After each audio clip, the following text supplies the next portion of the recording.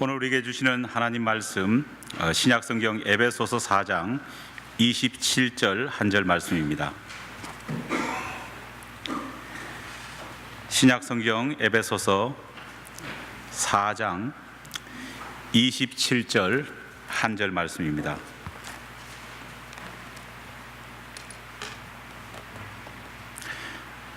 제가 가진 성경책 신약성경 314면에 기록되어 있습니다.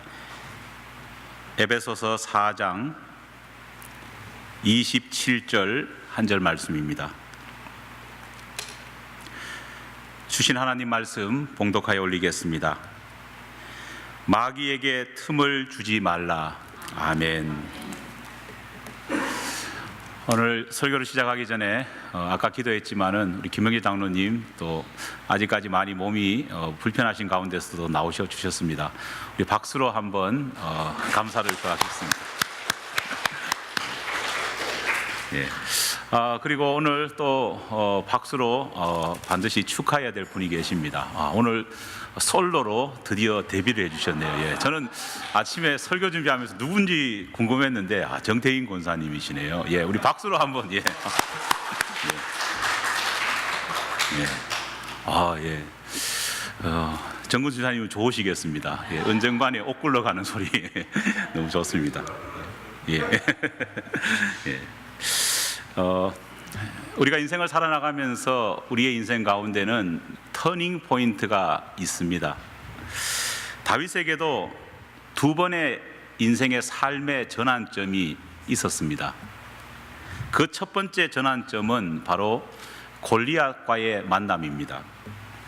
전쟁터에 나가 있는 형의 안부를 확인하고 또 형들에게 필요한 물건을 전하고 돌아오라는 아버지의 요청에 따라서 소년 다윗은 전쟁터로 나가게 됩니다. 그리고는 그 전장에서 우연히 골리앗을 만나게 됩니다.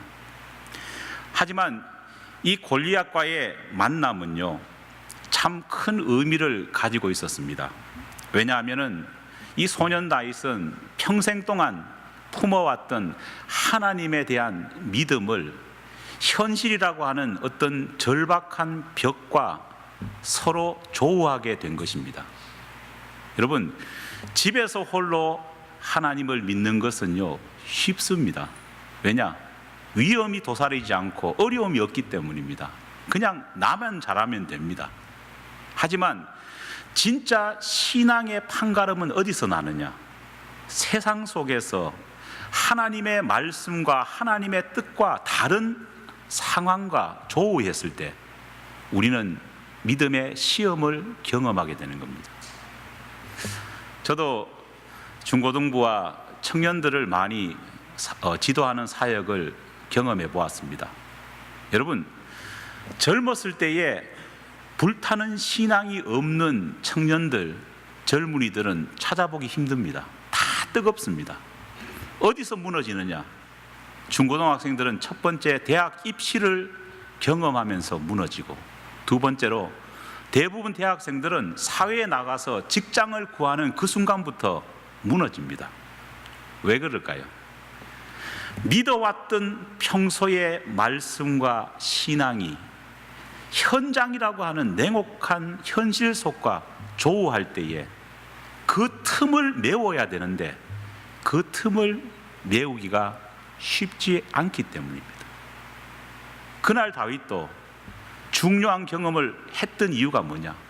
어릴 때부터 알고 믿어왔고 들어왔던 그 하나님, 전능하신 하나님, 능력 많으신 하나님, 승리의 하나님을 믿어왔는데 목숨이 왔다 갔다 하는 전쟁터 속에서 특별히 그의 형들과 이스라엘의 왕조차도 골리앗 앞에서 벌벌 떠는 그 상황 가운데에 하나님을 욕하는 그 골리앗을 대항하러 나아가는 사람이 없는 가운데 자신이 목숨을 걸고 나가야 되는 그 시점에 그는 믿어왔던 믿음과 현실이라고 하는 그 틈을 메워야 했기 때문입니다. 하나님은 다행히 소년 다윗에게 은혜를 베푸셨습니다.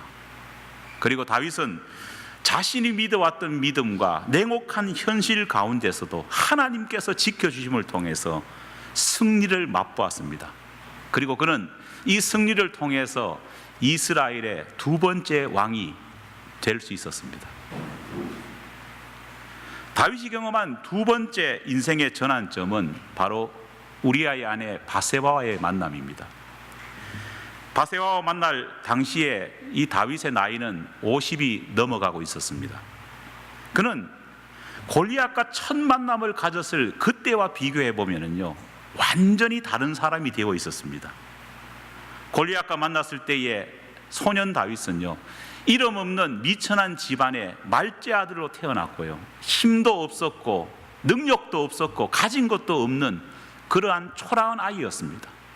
가지고 있는 것이라고는요, 순수한 믿음밖에 없었습니다.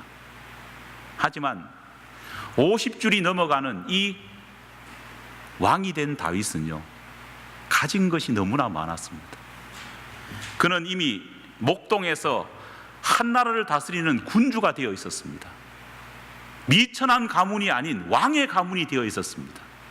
가진 것도 많았습니다. 그리고 당시에 다윗이 다스린 이 이스라엘이 얼마나 부강했으면요, 주변의 나라가 벌벌 떨고 다른 나라들이 선망의 대상으로 이스라엘을 생각할 정도로 그렇게 강대한 나라가 되어 있었습니다. 특별히 우리가 성경을 통해서 보면은요, 다윗이 바세바를 만났을 때는요, 왕이 된 다윗이 전쟁터로 나아갈 필요도 없는 상황이 되었습니다. 왜냐? 이미 왕권이 잘 갖춰져 있기 때문에 병사들에게 전쟁을 맡겨놓아도 안심할 수 있을 정도가 되었다는 겁니다. 하지만 이런 완벽한 순간 가운데서 다윗은 바세바라고 하는 세상과 조우하게 됩니다. 하지만 그날 다윗은 그가 가졌던 믿음이 현실이라고 하는 유혹에 넘어지고 말았습니다. 결국은 이 믿음의 틈을 믿음으로 메우지 못했기 때문에 그는 간음죄를 저지르고 이후에 멸망의 나락의 인생으로 나아가는 전환점을 되고 말았다는 겁니다. 오늘 본문 말씀에는 틈이라고 하는 주제로 사단과의 영적인 싸움에서 어떻게 승리할 수 있는지를 하나님께서는 우리에게 말씀해 주고 있습니다.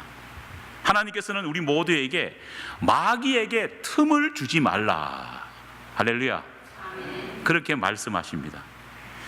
신앙과 현실 사이에 존재하는 그 틈을 바르게 관리하고 메울 때에 비로소 우리는 영적인 싸움에서 승리할 수 있습니다.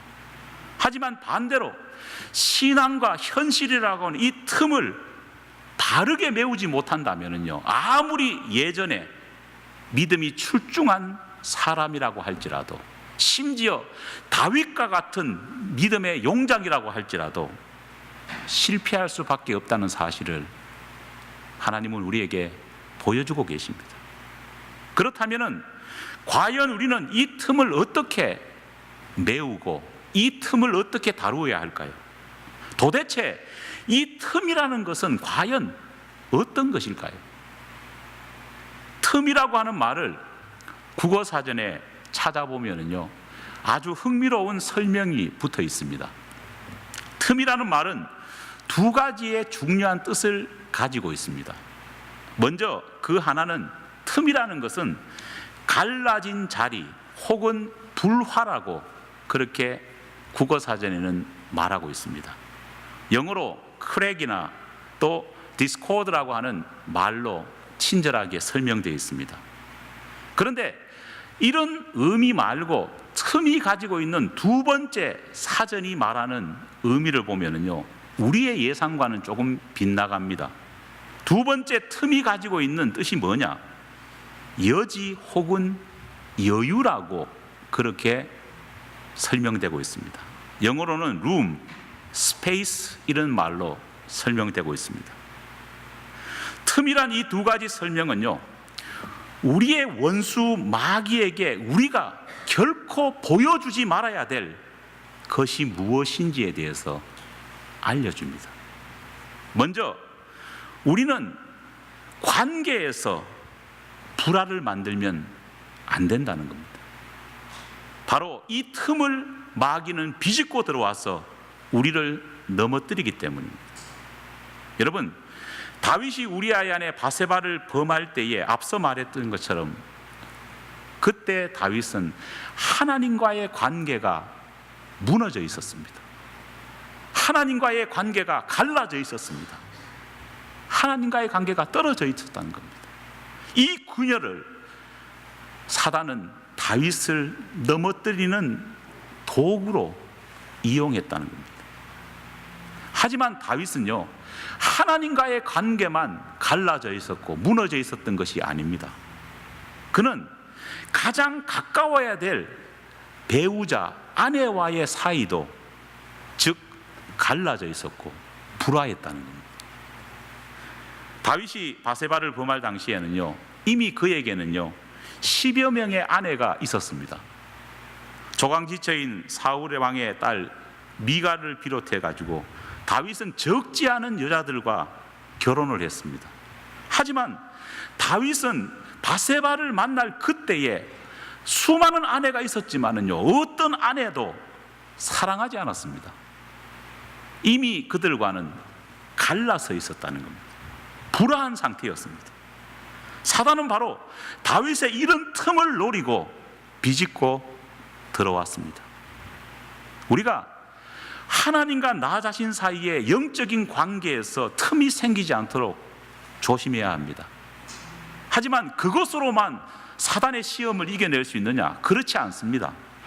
우리는 믿음을 바탕으로 해서 우리의 삶의 현장 속에서 만나는 사람과의 관계 역시도 소중하게 다루어야 한다는 겁니다. 틈이 생기지 않도록 노력해야 합니다. 특히 배우자나 가족이나 친구나 오늘 우리가 함께 예배드리고 있는 이 신앙생활을 하는 교우들과의 관계에도 틈이 생기지 않도록 우리는 신중에 신중을 기해야 합니다. 창세기 3장을 보면은요, 인류 최초의 부부였던 아담과 하와의 불화에 대해서 성경은 기록하고 있습니다. 하나님께서는 아담의 갈빗대를 취해서 그의 배우자인 하와를 만들어 주셨습니다. 우리 기억하고 있지 않습니까? 하와가 만들어져 가지고 나왔을 때에 우리 아담이 얼마나 하와를 보고 기뻐했습니까? 내 뼈 중에 뼈요, 내 살 중에 뭐라고요? 살이다. 이렇게 고백할 만큼 진한 애정을 표현했습니다. 이후 부부가 된 아담과 하와는요, 성경에 보면은요 항상 붙어 다녔습니다. 하나님께서는 이렇게 붙어 다니는 아담과 하와를 보시고 뭐라고 축복하시느냐? 남자가 부모를 떠나 그 아내와 뭐라고요? 합하여 둘이 한 몸이 될지라. 야, 너희들 둘이 한 몸이 될처럼 붙어 다니니까 얼마나 보기 좋은지 모른다. 축복하신 겁니다. 그들은 하나님의 이 축복을 받으면서 언제나 함께 다녔습니다. 함께 동행했습니다. 하지만 그렇게 사랑을 고백하고 낯뜨거울 만큼 그렇게 붙어 다녔던 아담과 하와가 언제 타락을 했느냐? 창세기 3장을 보면은요, 그렇게 같이 다니기 즐겨했던 아담과 하와 부부가 따로 떨어지기 시작했습니다. 뱀이 하와를 유혹하던 그 자리에 누가 없었습니까? 아담이 없었습니다. 또 하나 발견하게 되는 것은요, 이런 공간적인 틈 외에도 공간적인 틈이 생기기 전에 이미 감정적인 불화가 먼저 그 부부에게 진행되었다는 겁니다. 하나님께서는 선악을 알게 하는 나무 열매를 먹지 말라고 분명히 말씀해 주셨습니다. 하지만은 먹었습니다. 그러자 하나님은 아담을 찾아가서 책망합니다. 왜 네가 선악을 알게 하는 나무 열매를 다 먹었느냐? 그러니까 아담은 주저하지 않고 뭐라고 말합니까? 아내 탓으로 모든 것을 돌리기 시작합니다. 창세기 3장 12절 말씀 보니까요, 아담이 이르되 하나님이 주셔서 나와 함께 있게 한 여자가 그 나무 열매를 내게 주니까 내가 어쩔 수 없이 먹었습니다. 부부 사이에 공간적인 틈이 생긴 것도 물론 문제인데 무슨 것이 또 생겼습니까? 감정적인 틈까지 이미 생기고 있었다는 겁니다. 내 뼈 중에 뼈요, 내 살 중에 살이라고 말했던 아담이 당신이 준 저 여자 때문에 내가 인생을 망쳤습니다 말을 하고 있는 겁니다. 사랑하는 사람과 감정적인 균열은요, 마귀가 삶의 현장 가운데서도 공간적인 그 틈을 만들기가 쉽게 만듭니다. 우리가 조심해야 합니다. 오늘 본문 말씀 바로 앞구절인 에베소서 4장 26절은 우리에게 이렇게 조언합니다.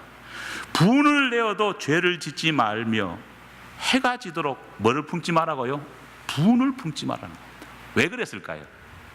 감정적인 분열은요, 반드시 공간적인 분열을 만들어내기 때문입니다.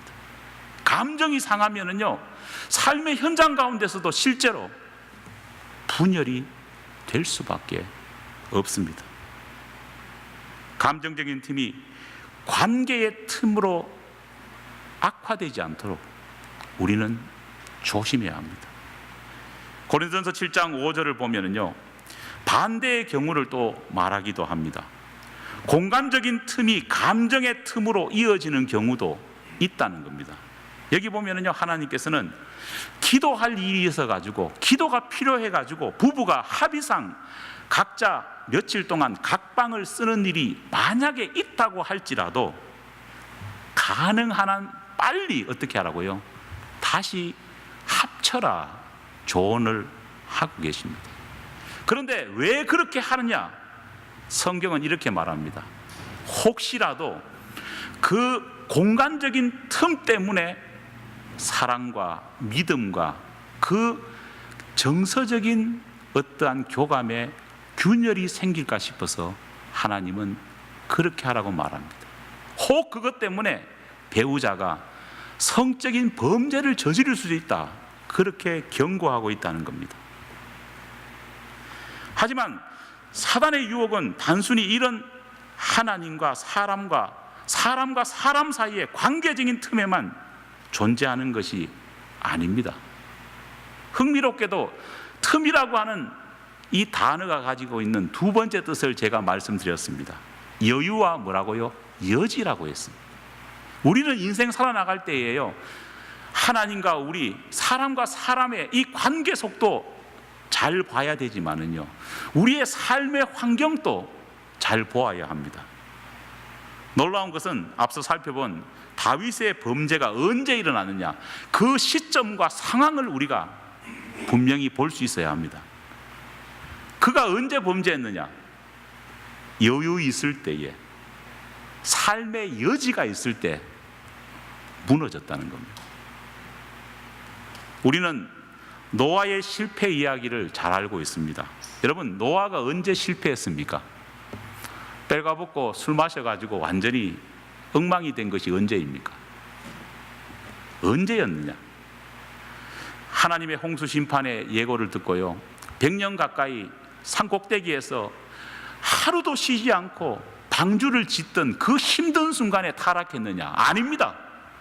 그렇다고 해가지고 비가 억수같이 쏟아지는 그 홍수의 시기에 그가 타락했느냐?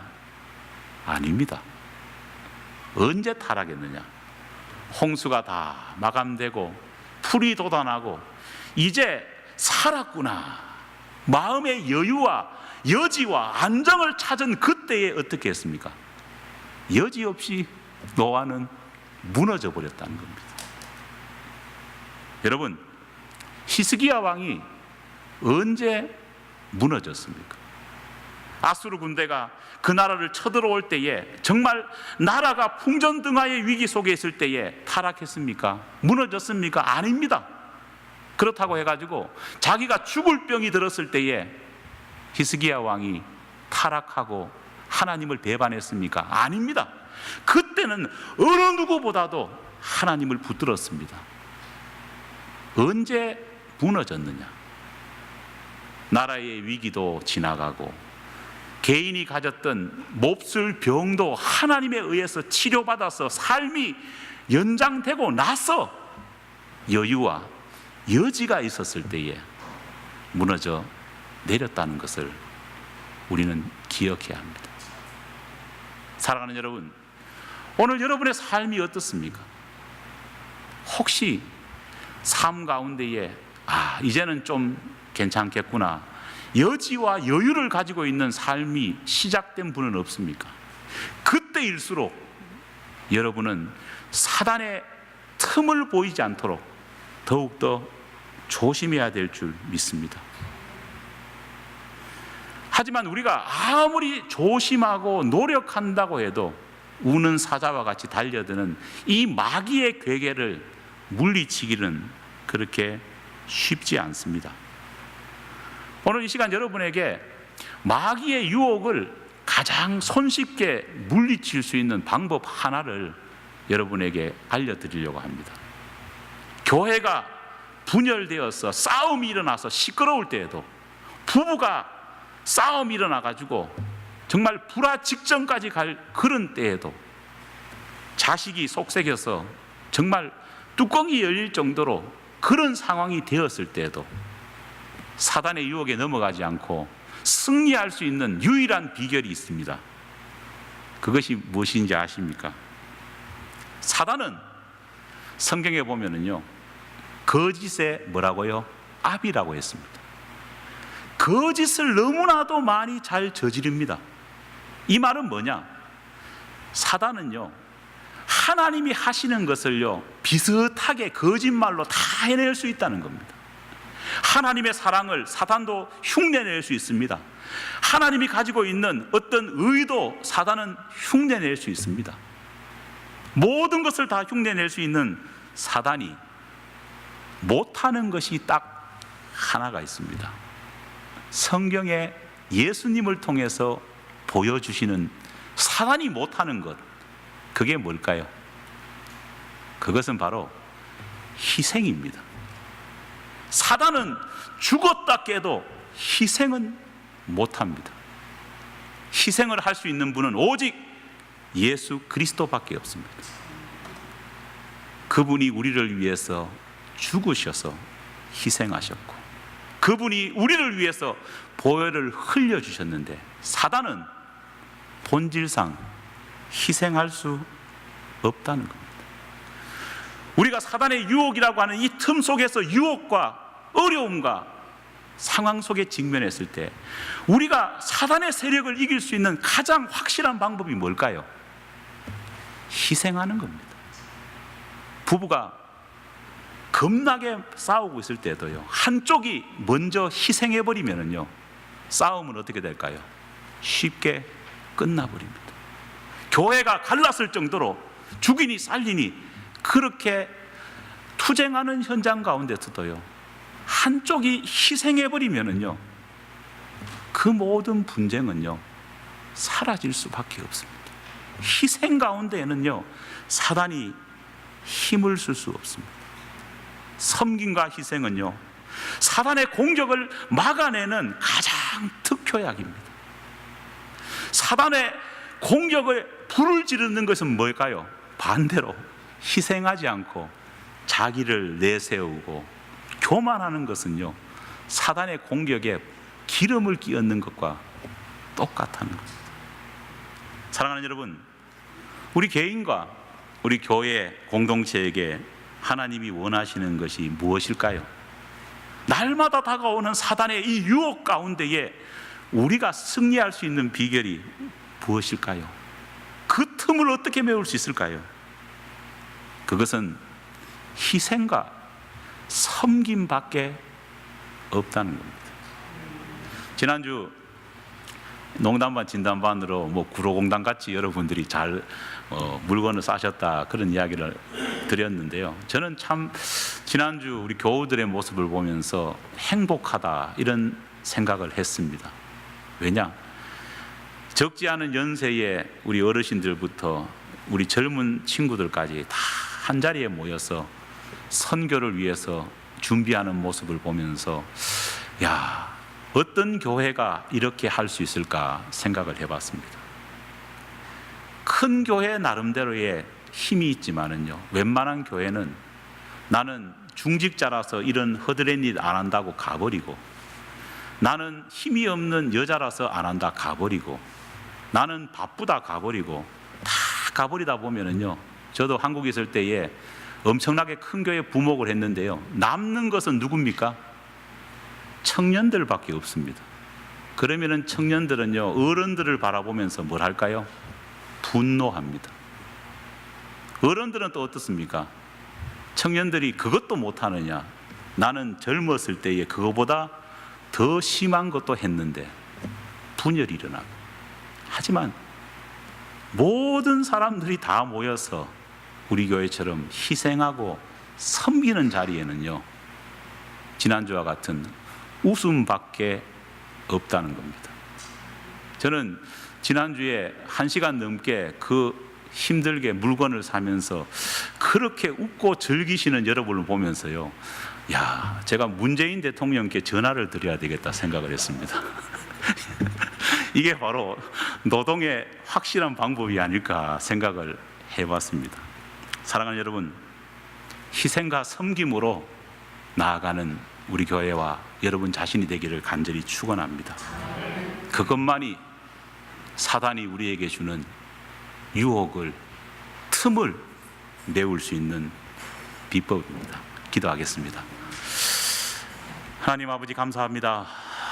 좋은 교회, 기쁜 교회를 우리 가운데 허락해 주시니 감사드립니다. 그러나 이 모든 것 역시도 이제 우리 교회가 서로 섬기고 희생함을 통해서 이루어졌다는 것을 기억할 수 있도록 도와주시옵소서. 우는 사자와 같이 우리에게 틈을 만들려고 하는 사단의 괴계를 우리가 분명히 직시할 수 있도록 도와주시옵고, 하나님, 감정의 틈, 공간의 틈을 만들지 않게 도와주시고, 희생과 섬김을 통해서 우리 개인과 교회가 든든히 서갈 수 있도록 도와주시옵소서. 믿사오며 예수님 이름으로 기도드립니다. 아멘.